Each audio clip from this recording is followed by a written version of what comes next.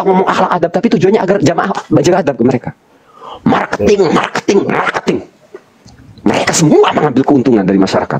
Oh, Banyak. ranahnya ke ruqyah berarti, Kang. Nah, kalau Wahabi halunya modusnya ruqyah. Nah, kalau di mayoritas di Asy'ariyah di Indonesia macam-macam nih. Banyak kreatifnya nih. Ada yang halunya bungkusnya toriko, ada yang bungkusnya hikmat, ada yang bungkusnya ruqyah. Jadi ini tentang marketing. Jadi semua golongan punya kehaluan untuk memarketing mereka, membranding mereka. Pada akhirnya semua golongan nyari jamaah agar berbondong-bondong datang, lalu ujung-ujungnya disitulah pundi-pundi keuangan. Kalau di Wahabi nggak ada istilah amplop kayak di kultur kita, nggak ada. Adanya nanti bikin brand apa, masing-masing aja. Ada yang bikin halunya makam keramat, wali, manyanya. Oh, ujung-ujungnya nyari masa semua golongan di Indonesia. Maka itulah kenapa mereka tidak ada yang objektif menyampaikan keilmuan, tidak ada yang benar-benar jujur menyampaikan keilmuan. Contoh nih, saya kasih contoh aja belak-belakan. Golongan Kiai Imaduddin, Ya. tidak ada yang membuli si Gupron Al-Bantani tukang bohong. Bukan orang Banten itu. Jadi nggak boleh dinisbatkan Al-Bantani kepada si Gupron. Si Gupron itu nggak ada itu. Kelompok Kiai Imaduddin itu nggak ada yang membuli kehaluan dan kedobolannya si Gupron. Yang dibuli kelompok habaib. Ali Zainal Abidin. Yang dibuli ceramah-ceramah habaib. Begitupun sebaliknya. Muhibbin, saya sebut seluruh muhibbin habaib. Dan habaib. Kalau Habib yang halu nggak dibully, tapi kalau Gupron dibully habis-habisan. Ini bahayanya ta'assub nih. Apa ta'assub? Ayang surah rajulu qaumahu ala dzulmi. Seseorang membela kelompoknya, ormasnya, golongannya, ala dzulmi walau atas perbuatan zalim. Sudah tahu salah tetap dibela. Semua golongan ta'assub. Kelompok habaib yang dibully hanya kehaluannya Gupron, tapi habaib dibela kehaluannya. Sebaliknya kelompok Imaduddin, kehaluan habaib dibully. Akhirnya Pak, mereka tidak jujur menyampaikan keilmuan. Mereka menyampaikan keilmuan, mereka ngomong akhlak adab, tapi tujuannya agar jamaah menjaga adab ke mereka. Marketing. Mereka semua mengambil keuntungan dari masyarakat. Kalau UUD sih udah bingung ya, Kang. Kalau udah urusannya parut mah gitu loh, bingungnya. Nah, maksudnya adalah semua golongan menyebarkan kehaluan. Karena zaman sekarang no halu nggak laku, nggak laku. Tengok pengajian kiai, jujur Kiai Pondok Rombeng, pengajiannya sepi. Coba kau baca Al-Hikam pengajian. Kasih bumbu dongeng-dongeng keramat. Mending dongeng karomama, dongeng-dongeng tahayul itu. Udah nih pengajiannya. Orang bawa air. Buya jengan Habib nih minta air. Kedua manjur bewis orang wis. Laris, amplop. Semua dimarketingin pakai kehaluan. Biar jamaahnya banyak. Coba kalau jujur-jujuran nih nyampein keilmuan kayak Mahesa, orang benci semua sama Mahesa, EGP, gua nggak peduli dibenci orang. Yang penting kalian waras netizen. Kenapa? Hater saya pun nyimak saya lama-lama, sadar dia. Makanya gue dibully bodo amat. Lo dapat ilmu dari saya. Cara saya menampar hater adalah dengan tidak menjawab. Karena dia tetap dapat ilmu dari saya. Oh, ternyata kesurupan bukan jin. Oh, ternyata ini halu. Loh, hater saya, gengsi terima ilmu dari saya, tidak masalah. Mau saya nggak pengen dibesarkan. Tapi mereka tetap sadar lama-lama. Ya, Siap, Kang. saya cuma hanya ingin mengajak warga berpikir. Jangan mau ke doktrin, kehaluan atas nama ilmu hikmat, atas nama ruqyah, atas nama toriko banyak. Masing-masing kreatif bikin kehaluan sendiri. Yang satu nyebarin kehaluan atas nama toriko, atas nama hikmat. Maka sekarang jangan heran kalau ada kelompok rebutan status sosial.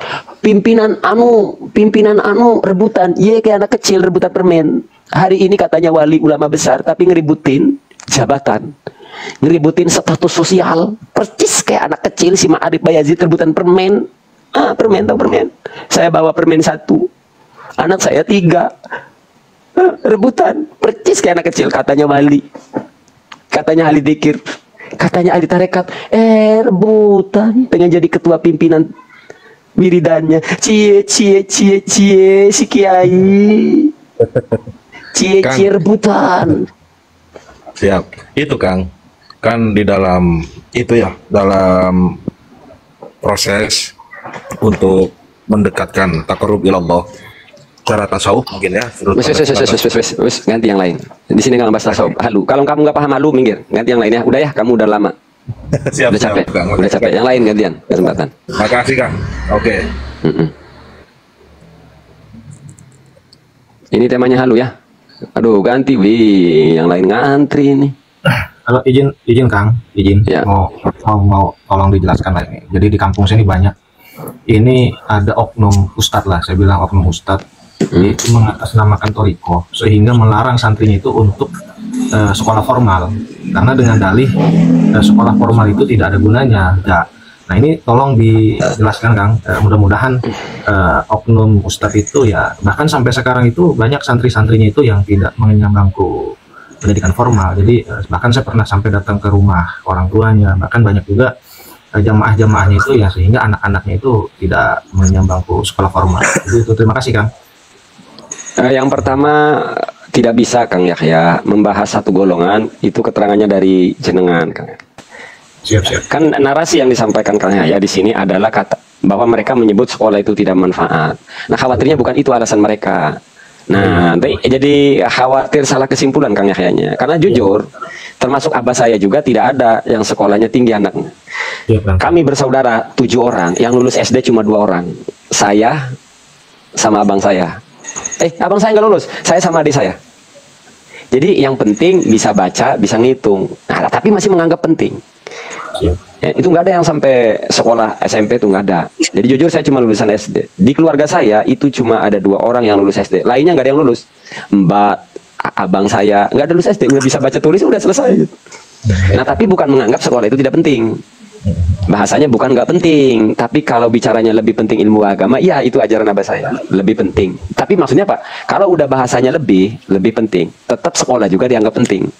Nah di sini kan narasinya adalah sekolah itu tidak penting. Kalau tidak penting nggak juga, sekolah itu penting. Maka lebih penting ilmu agama. Itu termasuk ajaran abah saya.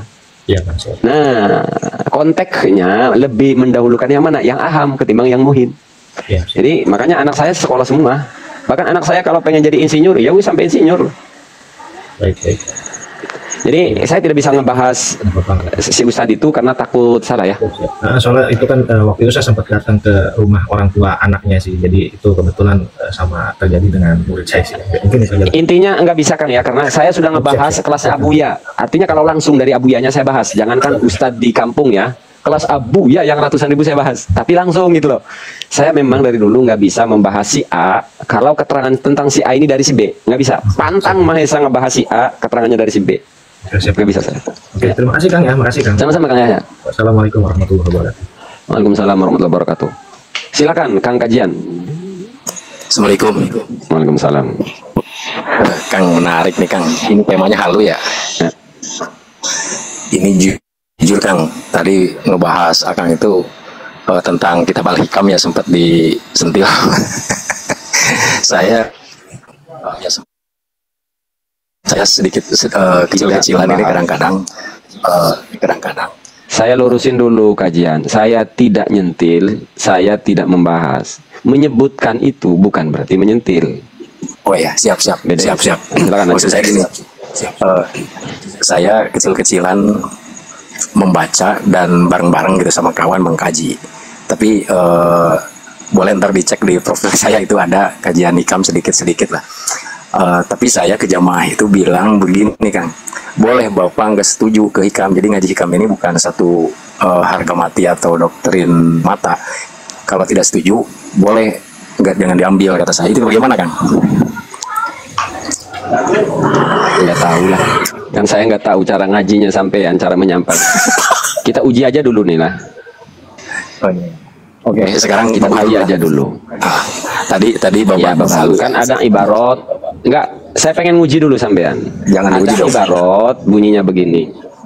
Loh sampean kan minta pendapat tentang sampean, kok sampeannya nggak mau diuji? Kan uji. Saya sampean kan minta pendapat dari saya tentang sampean. Iya. Kan saya nguji dulu, saya kan kenal sampean. Nah gini, ada ibarat kan bunyinya begini. Inna ruhaniyatal Ghazali tahduru inda qiraati musannafatihi. Nah itu bagaimana coba sampean menjelaskan? Ya. Setuhune ruhaniya Imam Ghazali iku hadir ya ruhaniya ing dalam nalikane dibacane pira-pira karyane anggitenane Imam Ghazali. Nah itu bagaimana cara Anda menjelaskan ibarat? Nah, ya, coba di sini saya mau minta penjelasan dari Akang lah. Coba. Enggak, saya pengen tahu dulu sampean ini halu apa tidak gitu. Ya, kan di sini beda. Enggak, nanti kalau halu saya lurusin gitu loh. Ya jadi gini Kang, jadi gini Mas. Artinya bukan ngelurusin, tepatnya kita komparasi gitu, kita komparasi. Ya benar. Jadi gini Kang, saya suka dengan pemikiran Akang, saya suka dengan kritis Akang gitu ya. Kalau misalnya kita become ini nggak boleh diaji misalnya, ya saya nggak akan lanjutin gitu Bang, karena banyak yang ngiritik juga gitu masalah hikam ini. Gitu. Saya itu galau sebenarnya di sisi lain bagi. Kak, Ya. kalau ngajinya dengan kawan-kawan saya masih sepakat. Karena saya mah jujur, saya tuh nolak al-hikam kalau dibacakan di publik untuk orang awam. Kalau mudzakarah sah-sah saja sih, aman-aman saja. Artinya kan pemikirannya sudah kuat, mustamiin. Tapi kalau bapak-bapak, ibu-ibu, jujur saya nggak sepakat. Karena nanti akan timbul menyepelekan. Contoh ya, Kang, saya setelah abah saya sakit-sakit, itu yang mengganti semua aktivitas pengajiannya saya, karena waktu itu abang saya di rumah istri, jadi saya yang mengganti semua aktivitas pengajian saya, ambil alih. Nah, waktu itu di salah satu musola saya baca 3 kitab. Kitabnya ini kan jadi akidah, ada Qatrul Ghoes, Fathul Majid gitu, ganti-gantian aja, sama fikihnya Sitin, ya kesehari-harian aja. Nah, yang terakhir Qami'ut Tughyan. Abah saya mendengar. Siap. Lalu dipanggil, kamu mampu belum membaca Qami'ut Tughyan? Belum mengamalkan. Ya udah 2 aja katanya. Tapi poinnya bukan itu. Poinnya begini ya. Di bagian Qami'ut Tughyan itu ada bagian annahum yufqaduna ihsasa alamil azab. La annahum yamutuna mautan haqiqiyan. Nah, di Al-Hikam itu lebih banyak. Kalau di Qami'ut Tughyan itu ada 1 ya, yang kalau disampaikan di orang awam bahaya ini. Annahum yufqaduna ihsasa alamil adab. Kita nih usot yang ahli maksiat kalau di neraka, yufqaduna annahum yufqaduna ihsasa alamil adab. Nah, ini kan kalau disampaikan di terjemahin ke jamaah ibu-ibu, bapak-bapak, repot lah. Nah, hal-hal seperti itu kan bukan isinya salah Syekh Nawawi, tapi memang kalau disampaikan ke orang awam kan belum bisa, ada potensi bahaya. Nah, katanya darul mafasid muqaddam ala jalbil masalih. Jadi sebenarnya bukan tentang saya menolak isi al-hikamnya, tentang siapa aja pendengarnya gitu. Oh, jadi kalau dari cerita kontekstual, lebih tepatnya ke kontekstualnya, saya kira kalau sesama santri, mudzakarah, pengajian, ya sah-sah saja sih. Oke, kalau gitu, karena saya jujur, jadi banyak penolakan kan gitu ya. Jadi saya sendiri juga, wah di sisi lain saya ngaji ini, di sisi lain saya juga banyak pendapat penolakan. Jadi akhirnya ada kegalauan tersendiri ya kalau sudah pendapatnya begini, khususon lah ya, khususiyat lah gitu ya bagi orang-orang kaum naik sedikit gitu RPM-nya. Saya baca kitab Al-Hikam, saya ngaji waktu di pondok, tapi saya tidak pernah kalam dari Al-Hikam itu tidak pernah saya sampaikan ke publik. Tidak pernah. Saya tidak pernah mengutip kalam Imam Ibnul Arabi, tidak pernah Ibnu Athaillah Imam Ibnul Arabi, tidak pernah. Tidak pernah. Siap. Ya, Pak, saya masalahnya pembahasan saya kan halu tentang jinjun, tentang santet itu loh. Bukan karena saya tidak suka Imam Ibnu Athaillah, alhamdulillah ya bukan. Kadang-kadang kan memang saya sendiri juga kadang-kadang begini Kang ya. Kadang-kadang begini nih, ada pendapat misalnya begini. Ya di neraka juga kalau dari doa Allah mah nggak panas katanya. Nah, itu kan bingung saya dengan kata itu kan. Ada yang lebih sadis ya tadi, annahum yufqaduna ihsasa alamil adab. Oh, ada yang lebih sadis ya. Ada yang lebih sadis, yufqaduna ihsasa alamil adab.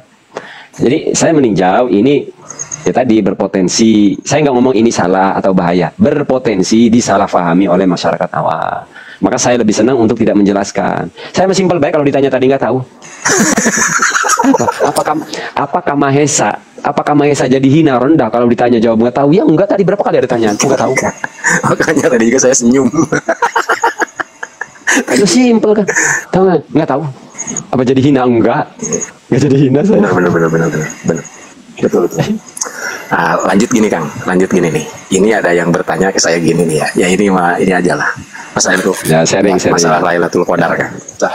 Jadi ada yang bertanya ke saya gini. Dari siapa? Ada nggak sih dalilnya?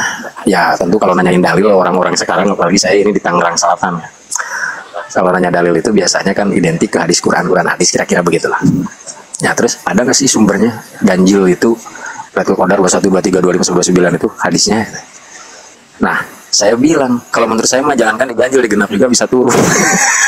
Bener kira. Di genap juga bisa turun kata Lailatul Qadar.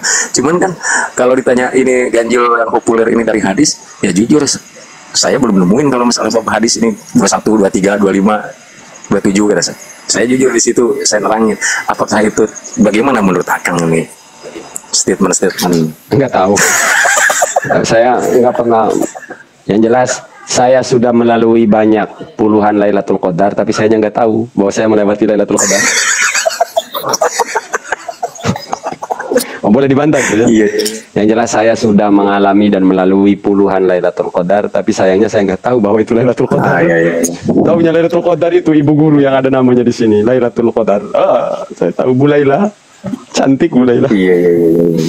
Iya, jadi kalau misalnya ya saya mau hormat Aldim, saya lama gitu ya yang menyimpulkan 212 ya diganjil-ganjil itu. Cuman kata saya kalau ditanya ini ada hadisnya enggak, ya saya jujur saya juga nggak tahu. Dan saya belum nemu.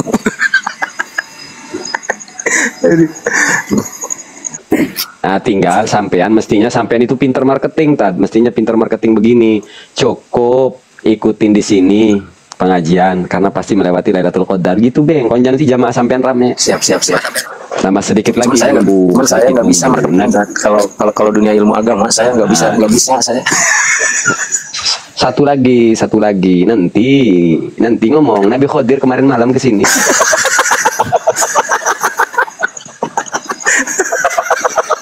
Ketinggian. Jadi tukang pos. Nah, saya ajarin sampean jadi marketing yang handal, jadi sales yang handal. Enggak, zona sampean lingkungannya orang NU apa orang Salafi Wahabi? Kalau dari sisi kultur orang NU, tapi nggak sedikit juga yang namanya ke Salafi Wahabi. Oke, kalau mayoritasnya NU sampean jual nama Bahasim Bewis. Kalau Nabi Khidir ketinggian, sering dimimpiin Bahasim. Ternyata majelis ini didoakan oleh Bahasim. Rame jamaah. Halu dong. Aduh, Akbar.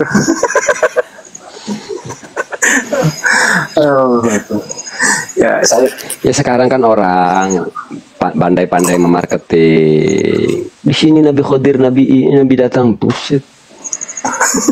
Jadi tukang pos. Sekarang dulu kalau kita membaca tentang Nabi Khidir luar biasa ya, Nabi Ilyas. Tapi sekarang Nabi Ilyas dan Nabi Khidir jadi kacangan melalui mulut-mulut para pembual ini. Nabi Khidir sama Nabi Ilyas sekarang jadi tukang ziarah doang. Itu dia. Lanjut gini, di antum ada kajian apa? Saya pengen ketemu antum sebenarnya, pengen jarah silaturahim antum. Oh, nggak ada. Oh, sampean orang susah, malah saya nemuin orang susah. Ustadz bilang nggak boleh nemuin. Nah, ini halu nih.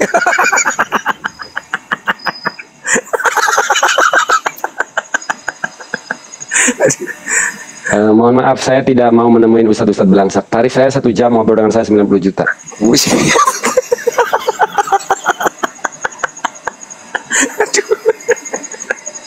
Luar biasa. Tuh, gua giliran jujur diketawain. Sekarang apa bedanya sih mereka dengan bahasa barokah ujung-ujungnya begitu kan dulu. Nah sekarang saya jujur, nemuin saya 90 juta, saya tarik nih. Saya punya duit minggir, belangsak minggir, nyerah. Nah sekarang netizen tuh lebih suka saya bahasa jujur apa bahasa pura-pura? Insya Allah barokah. Insya Allah barokah. Ayo coba ya. Oh, tahu nggak, Ustaz, syarat jadi embruter? Tahu nggak? Yang pertama, istrinya nggak boleh lebih dari 1. Kalau 2 nggak boleh jadi embruter. Yang ketiga, siap saya marahin. Yang kedua, yang pertama istrinya nggak boleh lebih dari 1. Yang kedua, siap dimarah-marahin. Yang ketiga, tidak ada jaminan barokah di dunia. Nggak dapat barokah dari saya. Yang keempat, di akhirat masing-masing. Jadi embruter nggak boleh nanti minta tolong ke saya. Kak Maesa di akhirat, masing-masing di akhirat. Di neraka tuh man lu embruter. Kalau gua di neraka, embruter di surga, ya udah nggak gua gairi. Jadi di syaratnya di dunia nggak dapat barokah dari saya, di akhirat nggak dapat syafaat dari saya. Tuman. Ridho jadi embruter silakan jadi pendukung saya. Kalau jadi embruter, jadi pendukung saya, pengen di syafaat, ngimpi kalian embruter, gua kagak urus mau di neraka. Siap. Nah, saya bicara jujur atau saya pakai bahasa doktrin. Yang ikut saya insya Allah saya tak akan biarkan embruter di neraka. Saya kalau masuk surga saya akan cari dulu embruter. Jadi mana?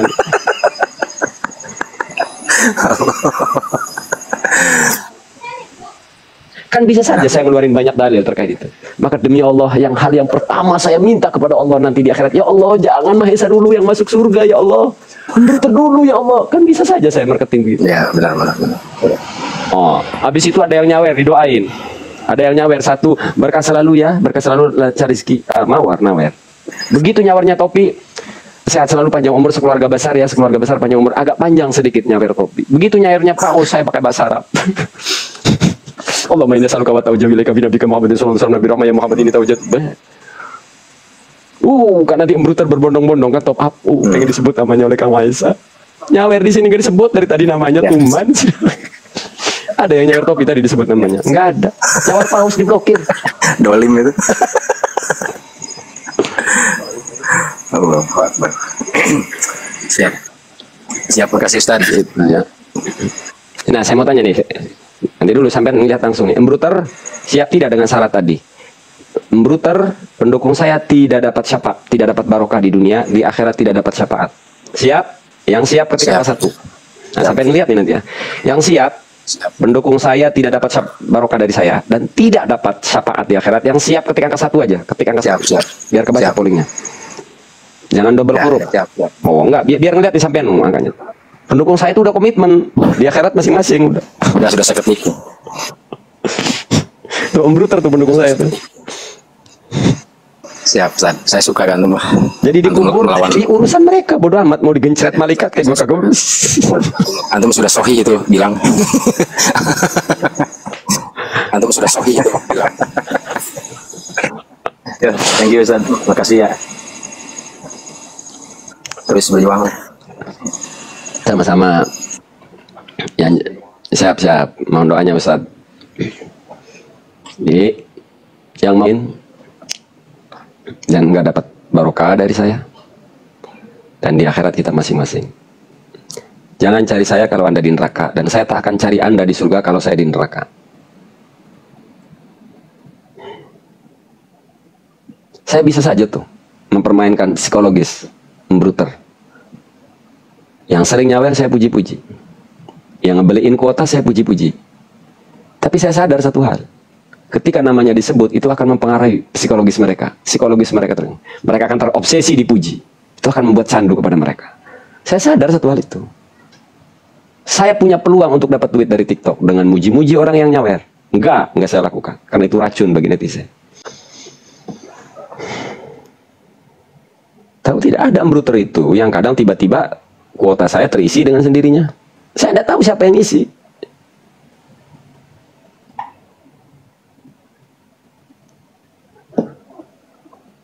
Akhirnya cuma 1-2 orang. Coba kalau saya mainkan, saya sebut namanya, Embruter akan lomba-lomba top up. Pengen dipuji Kang Mahesa lah, pengen dihargai Kang Mahesa. Enggak. Embruter ya Embruter. Ya sore kan tadi sudah ngebahas pik. Ya malam kita mengedukasi. Kan yang bahas halu ini jarang. Wa alaysa lil insani illa ma sa'a, itu tuh. Dan wala taziru waziratu wizra ukhra. Jadi Embruter, dosamu adalah dosamu, dosaku saya tak akan bebankan kepada kalian. Ya biar mereka mikir tuh yang tukang jualan barokah itu ya.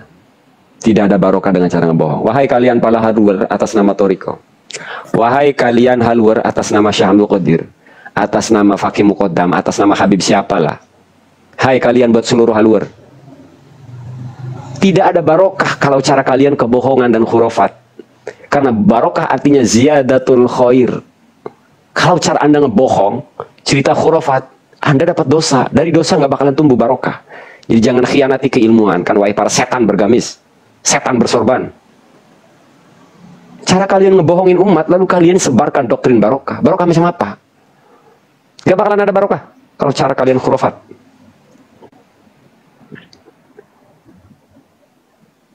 Justru kalian menodai kesakralan wali, kalian menodai kesakralan karomah. Kalian yang merusak citra karomah itu jelek. Kalian yang merusak citra tasawuf, kalian yang merusak citra toriko. Yang harusnya golongan sufi itu adalah golongan terbaik, citranya kalian rusak karena kalian mengatasnamakan tasawuf follower, karena kalian mengatasnamakan toriko. Kalian, bukan kita mengkritik halu yang merusak citra tasawuf dan toriko. Kalian. Ada orang ngaku toriko, ngaku tiap malam ke langit, kepret. Kalian yang merusak toriko itu.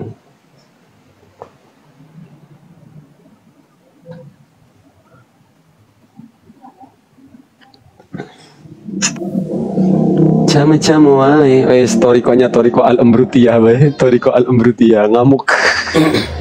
Camu-camu wae, mujitar saya, tera saya cerke cumata.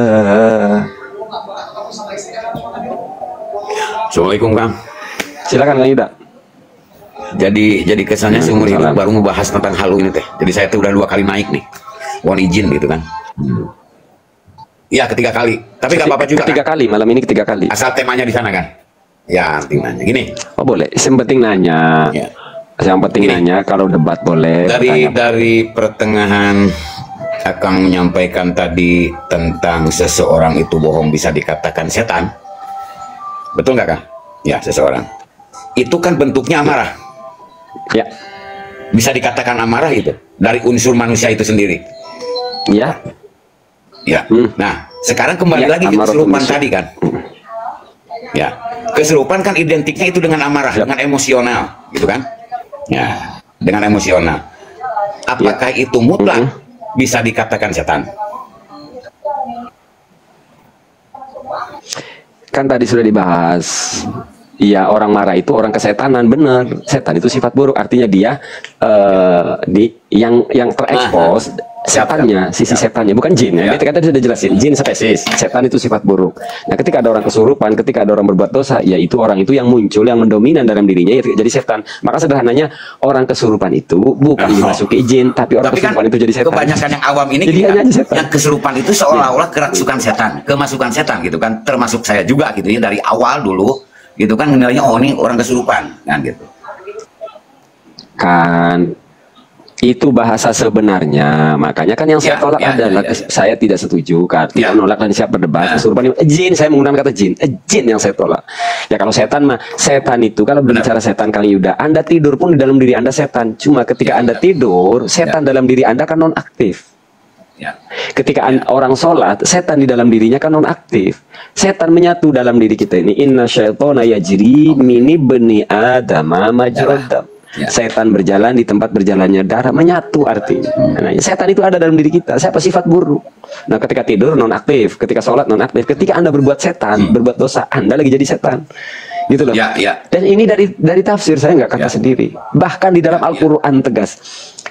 Fawakazahu Musa faqadha alaihi, mangka nonjokku ing tentara Bani Israel sapa Nabi Musa, faqadha alaihi, akhirnya matilah tentara Bani Israel, dipukul tidak sengaja Nabi Musa memisah tangannya, kena pukul tentara Bani Israel lalu mati. Faqadha alaihi. Apa yang terjadi setelah itu? Kata Nabi Musa. Nah, ucapan Nabi Musa ini diceritakan oleh Allah. Allah yang menceritakan. Ini yang diomongin Nabi Musa. Apa kata Nabi Musa? Hadza min amalis syaiton. Oh, itu tegas itu loh. Jadi sederhana, fahami spesies cuma ada 3, manusia, jin, malaikat. Malaikat tidak dibebani syariat Nabi Muhammad, jin manusia dibebani syariat Nabi Muhammad yang sama. Dibebani syariat yang sama. Nah, setan itu nama sifat. Bisa nempel di manusia, bisa nempel di jin. Bisa nggak nempel di manusia? Enggak. Di malaikat enggak. Setan hanya bisa dinisbatkan kepada jin dan kepada manusia. Ke malaikat enggak. Maka di dalam Al-Qur'an ayatnya cuma wa kadzalika ja'alna likulli nabiyyin adwa syayatinal insi wal jin. Kenapa? Malaikat enggak ada yang jadi setan karena malaikat enggak dikasih nafsu. Maka malaikat kerjanya monoton. Ibadahnya bertahun-tahun tidak menjadi nilai plus. Itu loh. Karena malaikat enggak dikasih nafsu. Jadi kayak setan itu. Kenapa aku sangat tertarik dengan tanya jawab halu ya. Kebetulan saya itu terlalu jauh daripada tanya jawab. Kebetulan kami masih lagi membaca, ini pas banget, momennya pas banget, kami lagi baca sebuah buku artikel berita dari alam gaib, ini nyambung banget gitu kan, nyambung banget. Jadi istilahnya saya itu ke gaib-gaib itu bukan nggak percaya ke gaib gitu kan, harus mempercayai hal gaib itu ada, tapi kan asumsi manusia sekarang, termasuk saya juga, tidak manusia orang lain, termasuk saya juga gitu kan, dari awal-awalnya gitu ya, pokok utamanya kesurupan itu pasti setan datang, itu kan identiknya gitu kan. Tapi setelah mempelajari, apalagi setelah penerangan dari Akang gitu kan, oh itu internal banget, bukan eksternal gitu kan. Yang jadi lagi jadi setan kan tadi, bukan setan yang masuk. Dia memilih untuk Emosional, meluapkan bukan marah, itu. kan? Artinya dia memilih jadi setan gitu. Dia memilih untuk meluap. Ya. Jadi saya lebih senang sih sebenarnya ditanya-tanya soal begini karena saya terlihat pintar kalau saya ngebahas begini. Kalau saya ngebahas fix saya terlihat dengan orang pintar, diskusinya dengan orang pintar. Kalau salah saya dibenerin gitu kan.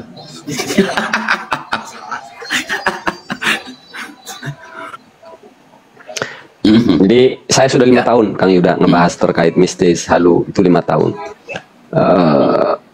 Dan panggung saya bukan panggung pik bukan baru beberapa bulan yang lalu. Ya. Jadi yang lucunya gini Kang, punya riwayat ya. Punya riwayatnya gini, bukan saya sebagai pelaku atau pemain. Cuma saya ingin tahu sampai di mana sih faktor kebenarannya gitu kan. Tentang gaib-gaib diangkat. Ya. Nah, makanya kenapa saya selalu meminta pembuktian. Bahasa sederhana nih buat orang yang ngomong-ngomong gaib. Saya punya kata-kata pendek, silahkan dikutip.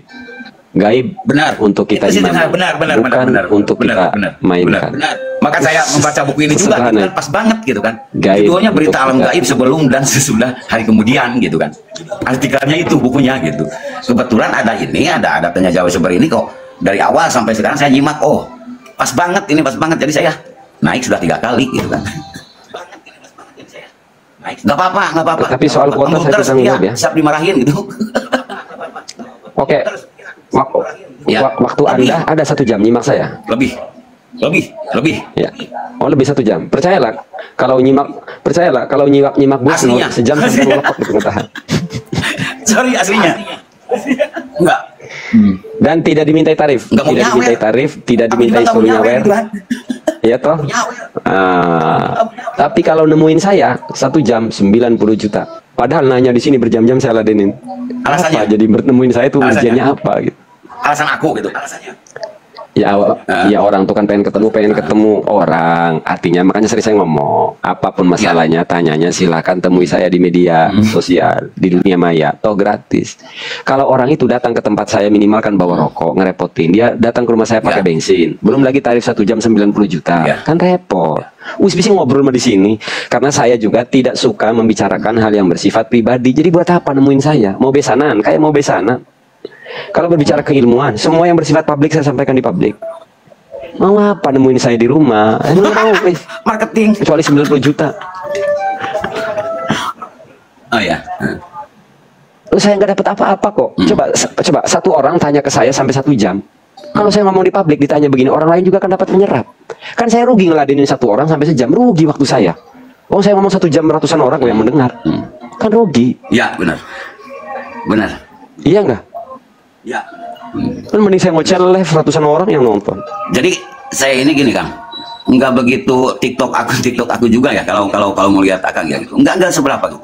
Saya jarang live, jarang menyimak seperti sejam-jam begitu banyak meluangkan waktu untuk menyimak live orang lain gitu kan. Ini momennya pas banget. Terus riwayat saya untuk menilai sesuatu hal yang gaib itu adalah fakta gitu kan. Saya sering ikuti orang-orang yang cari uang Brazil atau harta karun atau gitu, gaib lah, semuanya nggak ada. Oke. Saya bukan pelaku. Ini mah bukan gaib. Bukan pelaku. Ini mah bukan gaib. Dengerin, fokus pelan-pelan. Saya akan mau atraksi. Oke, siap. Jadi dengerin baik-baik. Dengerin, jangan ngomong.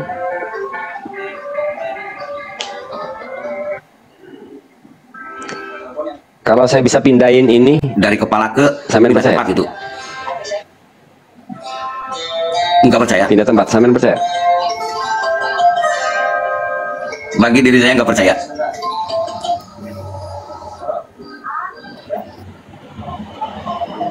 Kalau sudah terbukti apakah percaya. Anda akan percaya kalau saya membuktikan? Oh. Ya. Itu logika. Ya. Itu logika orang awam, bukan logika akademis. Logika akademis itu nggak begitu. Kalau setelah pembuktian percaya, ya lalu gunanya akademis itu apa? Artinya keilmuan itu kita tidak harus berinteraksi dengan mata kita. Kita tidak harus menggunakan indrawi kita. Ilmu itu adalah salah satu alat untuk sampai kepada suatu kebenaran. Tidak melakukan tasawur dulu. Tidak harus dengan indera. Adanya keilmuan itu tasawur itu kan untuk mencapai kebenaran. Penelitian. Analisa itu kan untuk mencapai kebenaran. Jadi kalau Anda sebagai akademis, ya sebagai akademis lalu kalau sudah dibuktikan baru percaya, ya itu logika orang awam. Contoh kayak misalnya Bang Gaib. Katanya Bang Gaib itu nggak ada. Kalau ada itu orang yang melakukan kayak bagaimana kalau dia ketemu sama yang bisa membuktikan? Berarti dia akan percaya. Ya. Nah jadi gini, sekarang saya tanya sekali lagi. Sampean percaya tidak kalau saya bisa memindahkan benda ini tanpa saya sentuh? Tanpa disentuh, tidak percaya. Tidak percaya. Tidak percaya. Tanpa saya sentuh, tidak percaya. Enggak disentuh kan? Percaya. Itu saya memindahkan tanpa saya sentuh. Sudah saya buktikan. Oke. Logis. Logis. Jebakan Batman, oke. Iya, maksudnya Oke. fokus. Saya ingin ngajak Anda tuh belajar fokus kalau ngobrol sama Mas. Makanya nyimak dari Belajar beberapa fokus. jam ke belakang juga ya gitu. Fokusnya gimana sih gitu kan? Harus gimana gitu kan? Di sana arahnya gitu kan. Ternyata dengan hal kecil itu masih menggelengkan kepala aja udah kejebak kan gitu. Nah di sana lah mungkin. Gitu. Iya, ini kan banyak orang yang awalnya hater saya, terus benci saya lalu nyimak jadi pendukung saya kan gara-gara. Artinya padahal kan saya menggunakan bahasa sederhana gitu. Percaya tidak kalau saya gerakan benda ini tanpa menyentuh? Nggak percaya. Ya, saya bisa begini. Kan fokusnya menyentuh di sana, menyentuh fokusnya di sana kan. Iya. Ya. Oh, sulap itu bukan sulap deh. Menyentuh.